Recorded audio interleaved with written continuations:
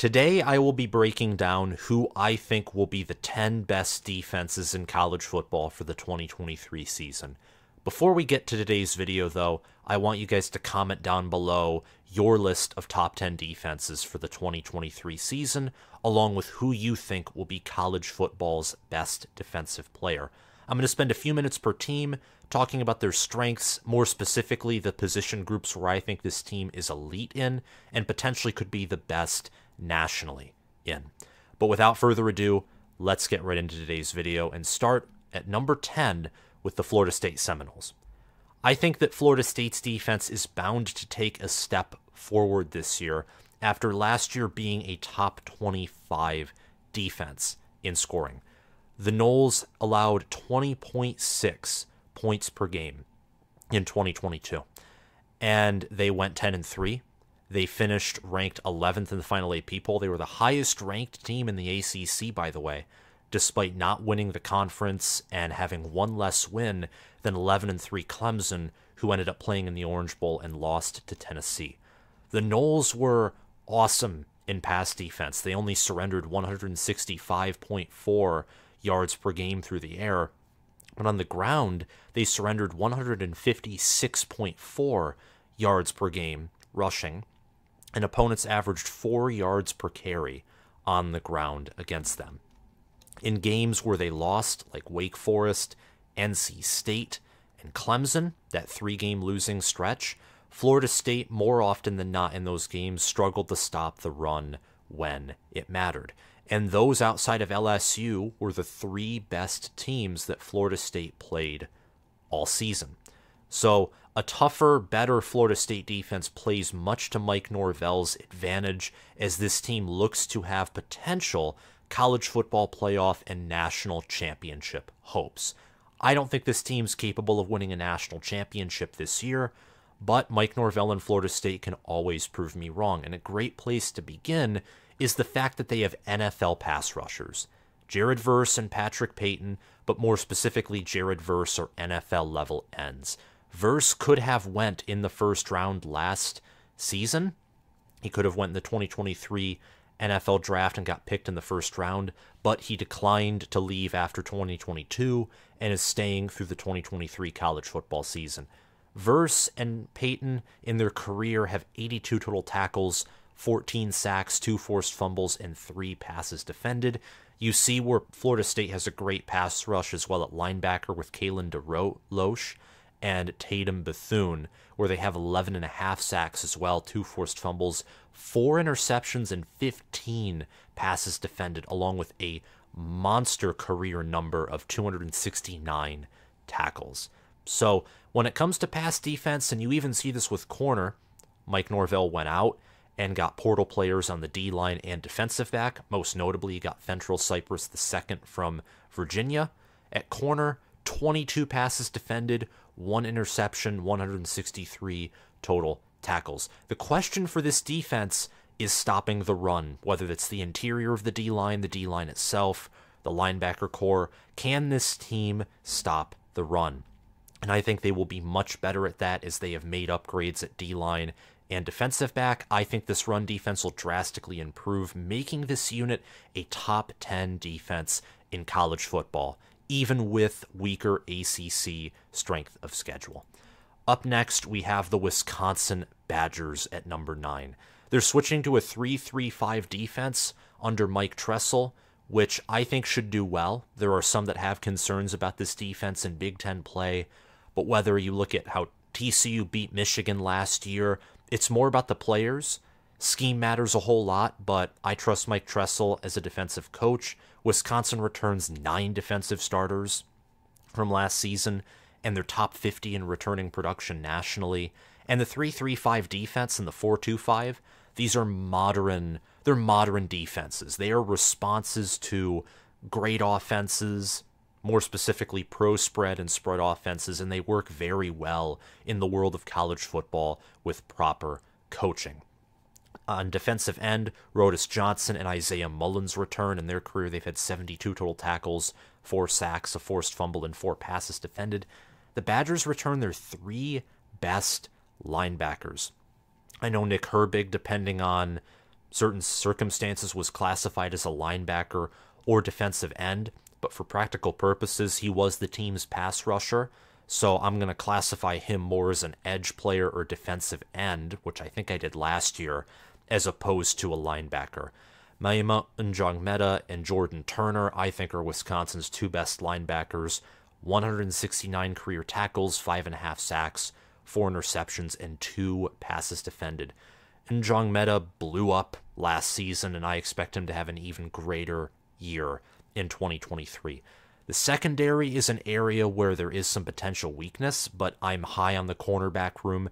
At safety, I know Kamoy Latu returns. Ricardo Hallman and Alexander Smith looked great in Wisconsin's spring game.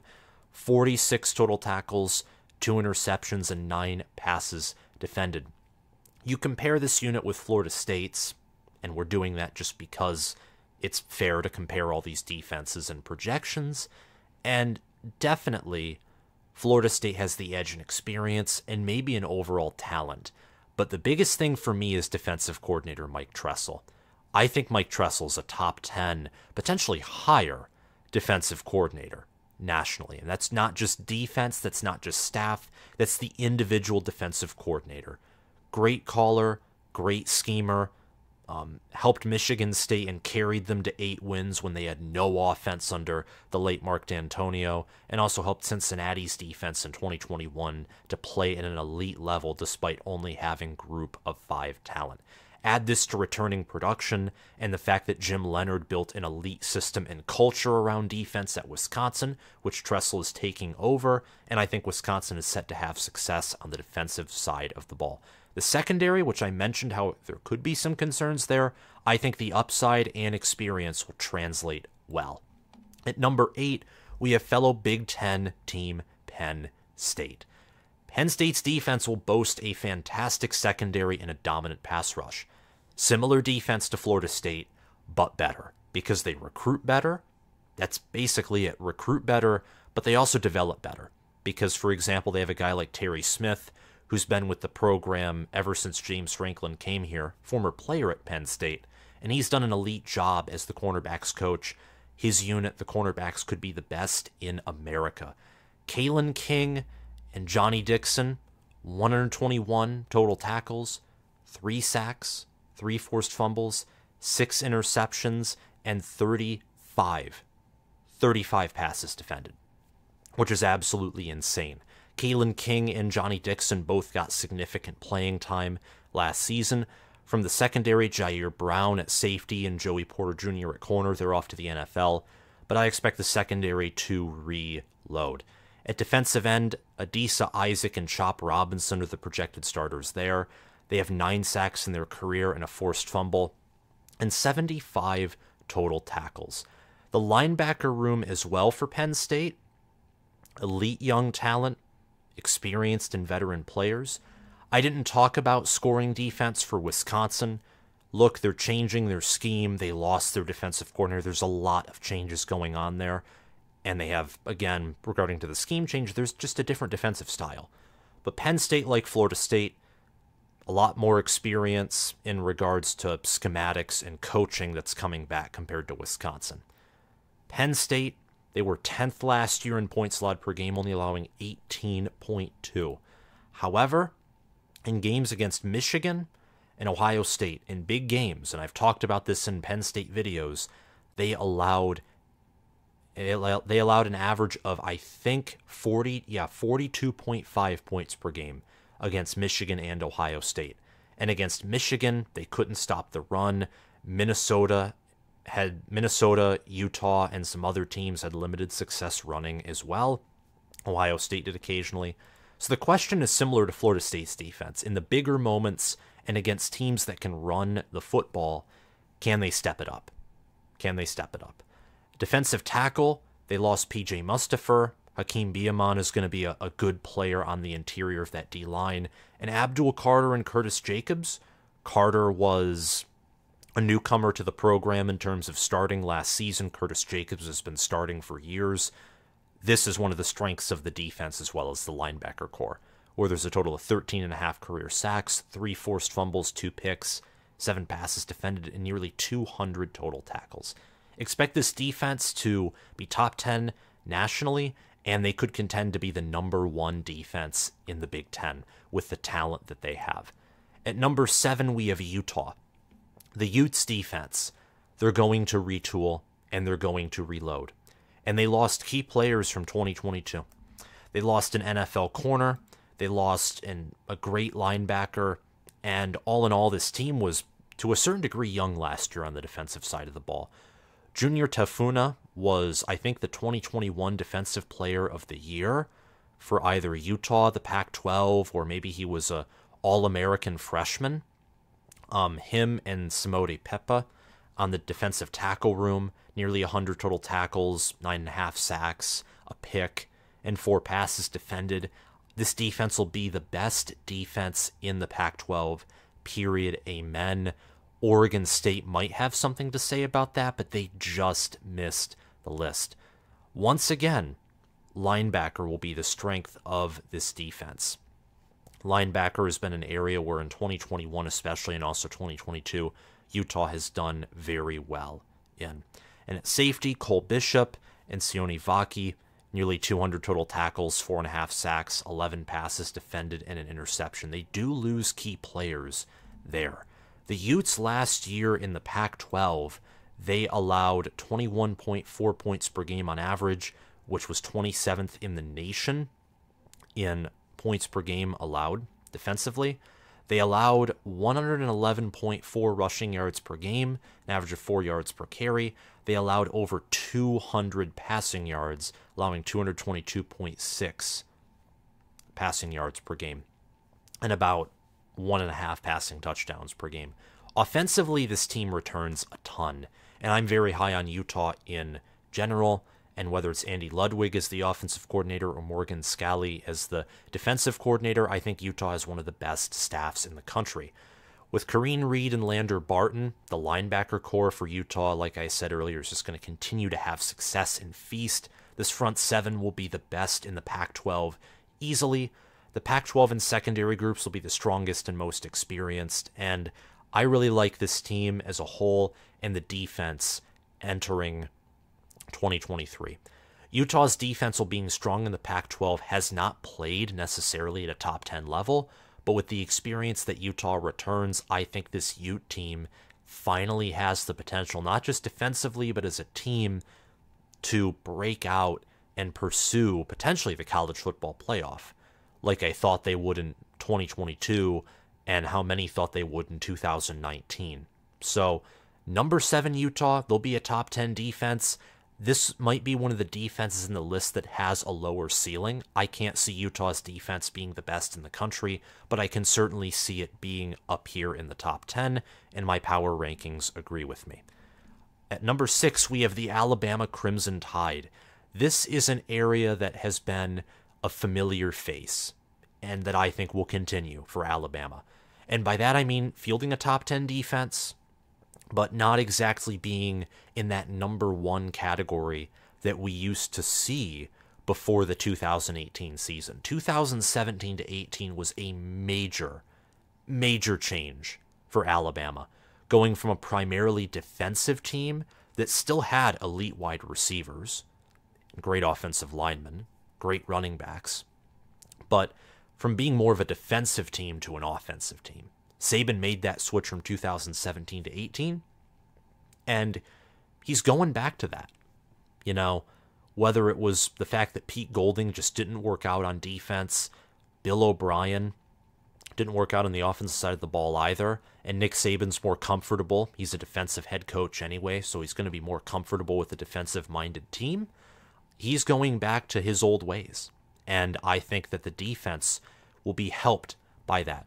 Because even though last year Alabama, they were 9th, they were top 10 in points allowed per game. They only allowed 18.2. Let me tell you something. Their defense, when it mattered most, was probably one of the worst in the country. Whether it was the 2-point conversion to LSU, whether against Tennessee they allowed like 52 points. Sneak peek preview a few weeks later, and Georgia's defense just locks Tennessee up. Their secondary play was morbid. Their play calling, their matchups. It wasn't that Alabama didn't have the talent. They just totally misused said talent. Giving up big plays against Tennessee, a big run to Deuce Vaughn in the Sugar Bowl, nearly allowing Arkansas to mount a comeback. I think that Kevin Steele will be appreciated, even though he is older, and even though I think he's a placeholder higher. I think he will be appreciated by not just the linebacker core, but the whole defense along with the Alabama fan base. Dallas Turner and Deontay Lawson are going to be a dynamic duo. Over 100 career total tackles with 118 and 12.5 sacks with 4 passes defended. Dallas Turner was the partner of Will Anderson when it came to the defensive backfield or midfield.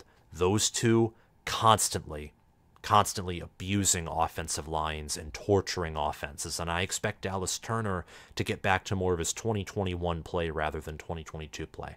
I think the linebacker room, the cornerback room, and safety, even with true freshman Caleb Downs, who in my opinion is going to be starting, those areas will be elite. Malachi Moore, he had a great 2020 season. 2021 and 2022 weren't as good. Caleb Downs is coming in as a 5-star, and I think he's going to have an immediate impact. All of those stats for safety are Malachi Moore's in his career. The defensive line room is great. I think Jaheim Otis and Tim Smith have the potential for plenty of upside, but we'll have to see how the defensive line room shakes out because they did lose some key players there. But Alabama has the most talented roster in the nation. So expecting this defense to be anything outside of the top 10 with the scheme changes that have been made and Nick Saban's new focus on defense and ball control, I think would be an asinine take. Number 5, we have LSU, though. And you know that Georgia is higher on this list, but we'll get to them eventually. LSU, this is the first team that we're covering that I think is number 1 in a position group. LSU is the number 1 defensive tackle unit in the country. Mason Smith got injured early last year. First game against Florida State. Did not have a chance. And that stinks. Injuries suck. They're unfortunate. I wish they didn't exist. I wish they didn't. Unfortunately, we don't live in a perfect world. But Mason Smith and Mekhi Wingo, that is a scary defensive tackle room.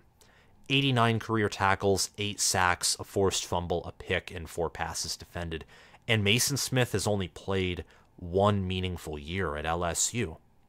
2021, where I think he was a freshman, either true freshman, I think, or redshirt freshman. Immediate impact kind of guy. And it hurt LSU last year to not have him on the field.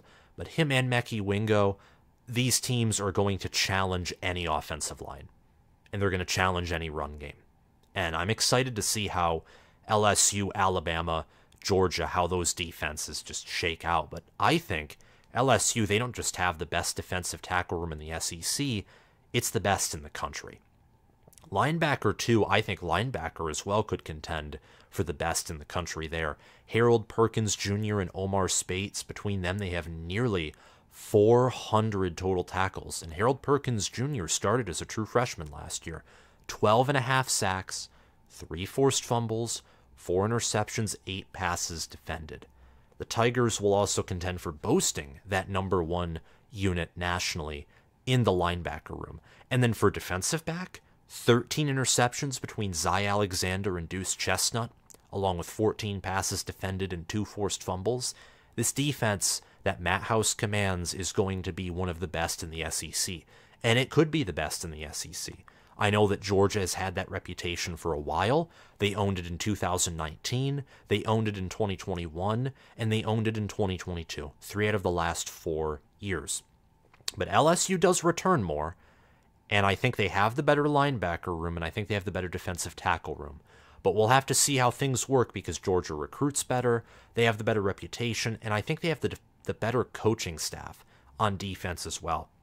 But LSU, I think, is probably the only team, unless Alabama has a great year and Kevin Steele goes above and beyond what I think and what many of you probably think he will do. LSU can compete with Georgia for that number 1 defense, not just in the SEC, but in the country, because Georgia's also owned that title for the past 2 seasons. Not necessarily in scoring or total yards allowed, but just the way they win games and how that defense shows up in the biggest moments. So that's the final team that's outside of the top 4. The top 4 for a theme would be Big Ten. Number 4, Iowa. Iowa's defense under Phil Parker. What do we know about them? Well, what we know about Iowa is that Iowa allowed 13.3 points per game last year, second nationally. They went 8-5, and against Ohio State, they surrendered 54 points. Against Michigan, they surrendered 27. Against Nebraska, they surrendered 24. Outside of those 3 games, the most points they allowed was 13. And again, the Ohio State game was the only game in which they allowed more than 27. They also shut out Kentucky in their bowl game. Granted, Kentucky didn't have Will Levis at quarterback, but I digress. This team defensively is phenomenal. The problem is the offense. Iowa will never be touching a top 10 offense list as long as he who shall not be named is their offensive coordinator. But not Brian Ferentz, I just named him, whatever. Kirk Ferentz, forget that I said that. Kirk Ferentz, I get him confused with his son. He has commanded a great team when it comes to defense and special teams, not much so offense. The defensive line, linebacker, secondary, this team has no weaknesses, period, amen. On the defensive end side, Deontay Craig and Joe Evans nearly have 30 career sacks, 6 forced fumbles, 4 passes defended, and over 100 total tackles. This team, defensively, I'm telling you. And then you look at Cooper DeJean and Sebastian Castro, Nick Jackson and Jay Higgins having almost 400 career tackles at linebacker. They're going to reload. They're going to play with discipline. They're going to wait for teams to make mistakes. They have elite depth and upside. The defensive ends are going to be insane, literally and figuratively. And it won't just be Deontay Craig and Joe Evans, but believe me, the defensive tackles will get involved, and there will be depth players who aren't starters who will be in that rotation as well. The secondary, once again, anchor this defense. Elite play at cornerback and elite play at safety. Cooper DeJean and Sebastian Castro will be awesome. Xavier Nwamka, who was a true freshman last year, I expect him to have a breakout year at safety this season for the Iowa Hawkeyes and be an all Big Ten safety. So I love this defense, and in my mind, who couldn't? Iowa is one of the more consistent programs defensively, along with Georgia. Iowa, I think, is at a top 10 defense for I don't know how many years in a row. But they've had a great defense. They were second in scoring this season, 2022. In 2021, they were 13th in scoring, but they still allowed under 20 points per game. They were 6th in 2020 and 5th in 2019. And I guarantee you, if you adjusted for strength of schedule and efficiency, they would have had a top 10 defense for all 4 of those years in a row. Up next at number 3, we have the Ohio State Buckeyes. The Buckeyes, at defensive end and defensive tackle, will be amazing, and they will have a stout defensive line. JT Tuimoloau is one of my leading candidates for the best defensive player in the country. He will be an All-American. Now, him and Jack Sawyer, they haven't been consistent ever since joining the Ohio State program, but now is their time to shine. Jack Sawyer will no longer be playing in the jack position, which he is totally unsuited for. JT Tuimoloau should have multiple games like he did against Penn State last year, except have them this year and have them more than once. In their careers, they've had 13.5 sacks, 2 forced fumbles, 2 interceptions, and 7 passes defended. Tuimoloau owns those 2 interceptions, by the way, one of which was returned for 6. At linebacker, there's All-American players in Tommy Eichenberg, as well as Steel Chambers. The front 7 is going to be among one of the best in the nation, which contradicts what they have been historically under Ryan Day. In 2022, the front 7 was a paper tiger. Eichenberg was great, Tuimoloau at moments was great, but Mike Hall was injured at defensive tackle. The pass rush wasn't as good as it had the potential for, and the secondary was just weak. This team was 24th in points allowed per game last year on defense with 21, but like other teams that we've showcased before, Florida State, Penn State, and Alabama, I would say, in big games, The defense falls apart. Against Michigan, they allowed 45 points. Georgia, they allowed 42. In 2021, Ohio State's defense was 38th in points allowed per game with 22.8. They were 44th in 2020. So this defense is going to be Ryan Day's, I think, second best defense, only behind the legendary 2019 defense that had Jeff Okudah at corner and Chase Young at defensive end. Safety should be the strong point of Ohio State. Jahad Carter comes in from Syracuse, and Lathan Ransom returns for more. And there's also Josh Proctor, who comes back as well for the Ohio State Buckeyes. Corner, Denzel Burke and Davis Igbinosun are the projected starters there, and I think overall safety and corner will get better. They will play at a near elite, potentially elite level, and they'll help the pass rush in becoming one of the better pass defenses in the nation, which is a huge turnaround from 2022, where they were the worst pass defense out of all teams in the college football playoff. Yes, that includes TCU, who gave up gobs of passing yards to both Georgia and Michigan. They were the worst pass defense by passing efficiency in the college football playoff. So Ohio State's littered with All-American players, and I think they're going to have a phenomenal year defensively. Jim Knowles is also in year 2, so the amount of time that the players have had to process and digest his scheme, that's going to double in time. So that's going to help a lot as well. Number 2, we have Georgia. The Georgia Bulldogs, when it comes to producing NFL prospects, are the best of the best. They will reload up front and once again field an NFL-ready defense and defensive line in 2023. I expect Nazir Stackhouse to replace Jalen Carter, and I forget his name, but he was taken first overall, Trayvon Walker, in the 2022 NFL Draft. Nazir Stackhouse, he's going to plug and play right at that position. Going to be the biggest and best defensive tackle on the team. Warren Brinson as well. It'll be his pair at defensive tackle. 68 tackles, 3 sacks in the career. Georgia's defense, they lose a lot for the second year in a row, and that makes me wonder if they can be the number 1 defense. This is more about when it comes between, number 3, number 2, number 1, and really all these rankings, it depends on a lot of things. Returning production, coordinators, use of the transfer portal, recruiting, development, etc. Georgia loses a ton. They lost Keely Ringo and Christopher Smith at secondary. Obviously, they lost Jalen Carter, as well as Nolan Smith, who already was injured halfway into the season, but still a loss is a loss and it's big. However, Kirby Smart returns several key players at linebacker. Smile Mundun and Jamin D. Johnson are 2 players that started last season, and they will have a top 3 linebacker room in the country for sure. 8 sacks between those two, 177 total tackles, 1 forced fumble, 2 interceptions, and 5 passes defended. The biggest thing for Georgia this year is going to be their defensive back unit. Last year, Georgia defensively allowed 14.3 points per game. They were 5th in the country in points allowed per game. And in 2021, we know, whether it's the fact they only allowed 10 points per game or just watching that team play, we know they had the best defense in 2021. In 2022, I'm not so certain of that.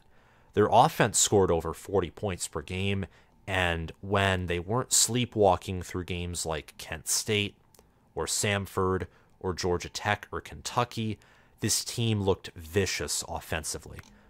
But outside of that Tennessee game, when it came to Georgia's secondary, whether it was the Florida game or there was a mismatch that allowed, not a mismatch, it was just an incorrect read that allowed a long touchdown, LSU, where Garrett Nussmeier and Jaden Daniels just tore up that secondary, or the Ohio State game, where the Buckeyes won by nearly double digits. Nearly. I mean, that game was dominated by Ohio State for 3 quarters. The secondary was a liability, a huge liability. And that's where I might think that this Georgia defense might be better this coming season than it was last year, because the defensive back unit's going to be a lot better. Malachi Starks, who started as a true freshman last year, and Javon Bullard, those are going to be great players at safety, but don't forget guys like Dalen Everett either at cornerback as well. There's a lot of 5 stars, high ceiling players that have yet seemingly yet, to touch turf for Georgia, but the second they do, they're some of the best players in the nation. So lots of praise for Georgia's defense. They certainly, along with most teams on this list, mind you, can contend for the #1 spot. In my opinion, the team that will have the #1 defense in the nation is Michigan. A lot of that owes to returning production, plus bringing in Josiah Stewart and Josh Wallace in via the portal, along with Ernest Hausman, who was the second best defensive player in the transfer portal, according to 24/7 Sports. Only behind now LSU cornerback, I forget his first name, but cornerback Harris from Texas A&M, who was rated as a 5-star and is going to be a part of that very deep LSU secondary and cornerback room. Michigan's going to have the #1 D-line and #1 secondary. Linebacker is a room that I have cooled off. I said a while ago, early this preseason, that I thought Michigan was going to have the #1 linebacker room, but I don't think Junior Colson or Michael Barrett or Ernest Hausman, at least yet, have that elite killer instinct kind of play. Hausman, I would say, is the best chance of earning that type of play. Colson can as well. Michael Barrett has been around the program for quite some time now. In total, linebacker still should be one of the nation's better rooms, though, and that just goes to show how great this defense is going to be. Over 300 total tackles, 8 sacks, a forced fumble, 2 interceptions, and 5 passes defended. Losing DJ Turner hurts, and that cornerback spot opposite of Will Johnson could be a huge problem, but with Will Johnson, Mike Sanderstill, Rod Moore, and Makari Page, all of whom I think are going to be elite players at their position, Josh Wallace, who's probably just going to be a great player, I think that makes up the nation's #1 secondary. Michigan last season was 7th in points allowed per game, allowing 16.1, which was an improvement over 2021's 8th best defense in the country by points allowed per game. They were the only team outside of Northwestern, and that game doesn't count because it was in heavy weather and the Buckeyes game planned for that horribly. Notre Dame as well, and that was an early game, but Notre Dame's defense last year, when it was on fire, it was on fire. They're one of the only teams to hold Ohio State under 30 points. Georgia couldn't do it, but Michigan could, and I think that's because Michigan's secondary and their defense overall is just much better when it comes to defending the pass. Michigan has more of a pass defense. And what's interesting about that is I think their defensive tackle room this year is going to be better than their defensive end room. Chris Jenkins, Mason Graham, Kenneth Grant, those are 3 defensive tackles that I expect to get significant playing time and to be all Big Ten caliber players. Jenkins and Graham in their careers have over 100 total tackles, 4.5 sacks, and a pass defended. Graham last year was in the defensive line rotation as a true freshman, and he was a monster. I think Michigan has the #1 defense in the country. I think that this team at defensive tackle, defensive end, corner, safety, you name it, they're going to be the best in the country. Linebacker is an area where, once again, I don't think they don't have an all-American player, I would say, at linebacker. And that's a big deal because I think a team like Georgia and Ohio State, with Tommy Eichenberg, for example, do. But all of these defenses that I listed here, except for, I would say, Utah's and maybe Wisconsin's, they have the potential and the talent to have that #1 overall defense for the 2023 college football season. Thank you all so much for watching this video. If you enjoyed it, make sure to hit the like button, subscribe to the channel, hit the notification bell too so you can get notified when I post more college football content like this, and also when I go live tonight at 10 p.m. Eastern Time or live in the future. Thank you guys for watching, and I'll see you all soon. Bye-bye.